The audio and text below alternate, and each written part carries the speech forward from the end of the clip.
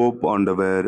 விண்ணுலகத்திற்கும் மண்ணுலகத்திற்கும் இடையே திண்டாடும் மனிதன்தான் Pope. Pope என்ற சொல் கிரேக்க மொழியிலிருந்து வந்தது. அதற்கு தந்தை என்று பொருள்.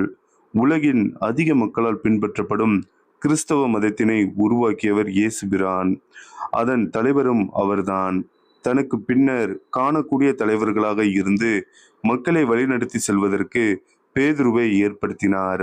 அவரின் வாரிசுகளாக வரக்கூடியவர்கள்தான் போப்பாண்டவர்கள். பேருது தொடங்கி இப்பொழுது வரை பல போப்பாண்டவர்கள் மாறி உள்ளார்கள். தொடக்க காலங்களில் இத்தாலி முதலிய உலக நாடுகளில் கிறிஸ்தவ மதத்தை சார்ந்த மன்னர்களின் ஆட்சி நடைபெற்றது. அந்த காலகட்டத்தில் அதிகப்படியான அதிகாரமும் செல்வாக்கும் மிக்கவராக போப்பாண்டவர் கருதப்பட்டார். அவரது தலையீடு அரசியலிலும் அதிகமாகத்தான் இருந்தது. மக்களாட்சி மலர்ந்த பிறகு போப்பாண்டவரின் அதிகாரம் குறைந்து கொண்டே வந்தது. வாடிகான் என்ற சிறிய நகரத்திற்கு மட்டும் அவர் தலைவராக இருக்கிறார். அதாவது அந்த நாட்டின் அரசன் போப்பாண்டவர்தான்.